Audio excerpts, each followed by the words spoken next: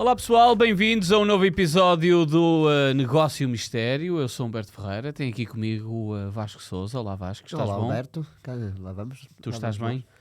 Eu estou bem e todo mundo aqui também está bem. Todo mundo aqui está bem, mas não há mafiosos. Não há mafiosos para este 15º episódio do Negócio Mistério, onde vamos falar de uma lenda, de um nome que passou o futebol. Julian Kmet. É uma grande lenda. Ele passou o futebol. Eu diria que nos anos vindouros, Julian Kmet, à sua passagem no futebol português, o nome de Julian Kmet ficou mais conhecido por um sketch humorístico protagonizado por Zé Esteves, personagem protagonizada por Hermano José, em que falava do 11 do ano. Do 11 do ano, é verdade. A fazer alguns trocadilhos. Alguns não. Sim, essa era só trocadilhos. Só trocadilhos. Desde termos o rego na baliza, Exato. Tínhamos temos o bolinhas, tínhamos o peixe, tínhamos o Kmet, tínhamos um Conadu. que era um avançado da União de Leiria. Eu estava a evitar dizer esse Mas, tipo pronto, de mas nome. é o nome do homem. Não? É o Estamos a nome, dizer, exatamente. Tínhamos... e era um futebol direto. Era futebol direto, era. Porque rapidamente começava no guarda-redes e terminava no avançado. E portanto, eu sugiro que vocês possam pesquisar no YouTube. Quem nunca viu este sketch de Zé Esteves, e estamos a dizer assim porque ele era mesmo Zé Esteves, com B, e não Esteves, que possam pesquisar porque vão achar delicioso. E já agora, se quiserem atalhar na caixa de comentários do próprio YouTube, podem colocar o link desse sketch para as pessoas verem. Mas lembras-te de Kmet no Sporting? Pois, aqui está, basicamente, quando se começa um programa a falar, que a grande memória que nós temos de um jogador é um sketch humorístico, já está tudo dito sobre o que foi a passagem do Kmet pelo Sporting. Eu vou já dizer os números dele, que demorei imenso tempo a pesquisar. Eu imagino que sim. A contar ali um a um os jogos, e cheguei à conclusão que foram 2 jogos que o Kmet fez pelo Sporting e conseguiu estes 2 jogos em 2 épocas diferentes. Pois é. Que nem sequer foi tudo na mesma época. Sim, mas eu tenho ideia que ele chega no início da época. Ou chega... E eu acho que sim. Exatamente, ele chega no início da época. Estou a recordar-me que Mirko Josic... Aliás, eu acho que o primeiro jogo dele é logo na primeira jornada de 98-99 no Bonfim. Vamos ver. É. Primeira jornada no Bonfim, joga 14 minutos. E já agora, quem é que entrou para o lugar de quem? Sei lá, vou dizer Bino, Simão... Edmilson, ok. Edmilson, que hoje em dia os jornalistas mais novos desta casa chamam-no como Edmilson Pimenta. Edmilson Pimenta, assim, não, é só Edmilson. Pois, para nós é só Edmilson, mas realmente eu recordo-me que ele tinha pimenta no nome. Tinha. Mas foi para o lugar de Edmilson que entrou e não teve grande sucesso. Não, e só para quem não, se calhar há muita gente que não se lembra, não conhece este nome. Ele entrou para ser o homem-gol, porque estava 1-1 e ficou 1-1. Exatamente.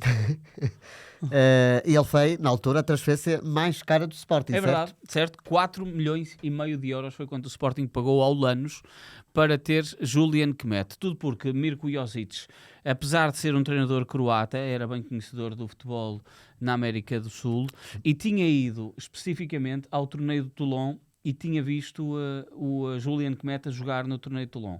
E tinha dito que é o avançado que eu quero, com o perfil que eu quero, e este jogador há que dar tudo, investir fortemente para termos Julian Kmet na nossa equipa. Realmente fizeram tudo.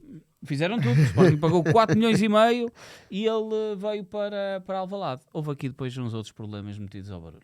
Pronto, mas primeiro então no contexto, ele veio também numa grande temporada no Lanús, como tu falaste, e vem depois o torneio do Toulon. O Mirko Josic, como tu falaste, é europeu, porque ele ainda não morreu, é europeu, e tinha 2 grandes vantagens na altura.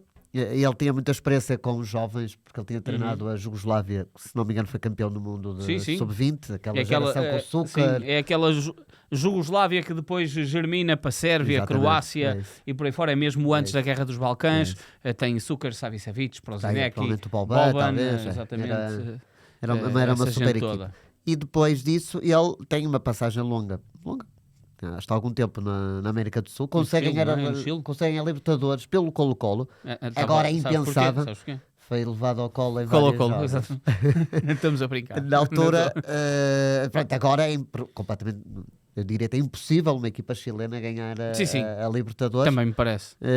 Portanto, ele tinha aqui um grande trabalho e tinha estas duas grandes vantagens. Era o Sporting, que vinha no meio de temporada muito má em 97, 98, e queria aqui fazer uma revolução no plantel e apostou precisamente nestes dois perfis, jovens e sul-americanos, neste mercado. O que mete é se não me engano, são 4 argentinos, talvez, que vêm. Sim, que tem o Quiroga, o Heinz, o Acosta, que já estava, o Aldo Duscher também. Exato, depois o Acosta. Não, o Acosta chega no mercado de inverno. Certo, chega no mercado de inverno. E depois tens um avançado que mudou de nome. Não, que estava lá na época. Ou saiu. Eu tenho a ideia do Jiménez estar em 97, 98. Não sei se ainda está em 98. Ainda está com ele. Ainda está? Supostamente ainda está com ele. Pelo menos o Kmet disse na altura que então tinha. Não veio, foi nessa temporada, já lá estava. Que havia uma promessa de haver muitos argentinos e o Bruno Jiménez, posteriormente Bruno Marioni, estava nesse plantel. Ok. Só aqui eu para dizer que o Gabriel Heinz, que é um nome famosíssimo e que passou por grandes clubes, tem uma grande carreira. Teve aqui uma passagem muito fugaz pelo Sporting, ele faz poucos jogos, marca um golo até ao Porto, nas Antas, mas passou completamente incógnito e ninguém na altura diria que a carreira dele ia dar o que deu. Já o Kmet, toda a gente estava muito esperançado, né, pelo valor da transferência. Eu já não me recordo ao certo se ele teve problemas de lesão, de adaptação. Adaptação. O que ele acaba por dizer, Vasco, é que todos os argentinos que estavam no Sporting tinham família, estavam enquadrados na própria cidade, estavam com outro mood. E o mood do Kmet, sozinho, era outro. E, portanto, teve muita dificuldade de adaptação. E ele diz que houve um ponto-chave. Houve 2 pontos-chave para o seu insucesso no Sporting. O primeiro esteve relacionado com a relação com o Mirko Josic, porque Josic disse que não o punha a jogar por causa da imprensa. Porque se o pusesse a jogar, a coisa não ia correr totalmente bem. Ia estar muito pressionado. E a imprensa ia cair toda em Julian Kmet e, portanto, o Josic estava a poupá-lo para o momento certo. Mas também, ao não o pôr, a imprensa também ia cair em cima. Claro. Então, este jogador deve ser péssimo porque ele nunca joga. Né? Posteriormente a isso, ele marca um golo em Alvalade. Não sei em que jogo foi, porque nós não temos isso nos nossos registros. Um jogo possivelmente. Mas ele diz que ele festejou com raiva. Pelo momento tirou a camisola para o chão. Se tivesse ganho a Champions, não, foi ao contrário, porque foi de raiva. Ou seja, pegou na camisola do Sporting, atirou-a para o chão, começou ali quase a maltratar uma camisola e os adeptos não gostaram. Então, a partir daí, Kmet levou um X em cima e teve. Foi tudo a correr mal então, na carreira dele. Percebes? E por isso é que ele não joga mais e só volta a jogar com Augusto Inácio. Pois, porque ele ainda continua na época seguinte, primeiro com o Materazzi e depois com o Augusto Inácio, mas ele não chega a ser campeão. Não. Porque ele não joga no campeonato, só joga um jogo da taça contra o Canelas. Antes, ele tem um jogo de treino em Peniche. E ele nos jogos de treino, estou a ver que era fortíssimo. O jogo fica 4-0 e no final do jogo o Augusto Inácio tem a seguinte declaração para com a exibição de Julian Kmet, que entrou e saiu. Quando um atleta não faz o que pretende em termos táticos, quando não cumpre com o que lhe pedi, não há outra coisa a fazer. Kmet só atacou, não defendeu e não perdoou este aspecto. Ok. Então, afinal pensar que ele ia brilhar no jogo de treino, mas foi não. Um chamado Kmet a andar. Foi uma bela passagem. Foi uma bela passagem dele. Fugaz, muito fugaz. Mas depois da carreira dele também nunca foi grande coisa. Ele voltou ao Lanús.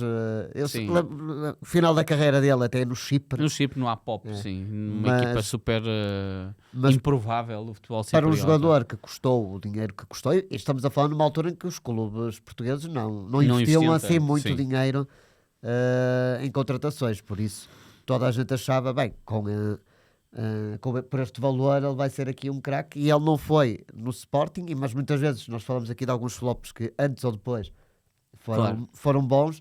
O Kmet tem ali um bom ano antes de ir para o Sporting, mas a partir daí toda a carreira dele foi quase que incógnita. E é importante contextualizar, nós trazemos o Kmet até nesta temporada porque o Sporting pagou 4 milhões É e isso, meio é isso. por um produto da formação do futebol argentino, em que tinha estado no Torneio Toulon. O Torneio Toulon era e ainda hoje em dia é, apesar de maior competitividade que existe, e portanto os jogadores aparecem noutros patamares também mais cedo, mas o Torneio Toulon, nesta altura, Sim, estamos a sim, falar de... Era ali um viveiro sim, exatamente, é assim, quem brilha aqui vai brilhar em qualquer sim, lugar.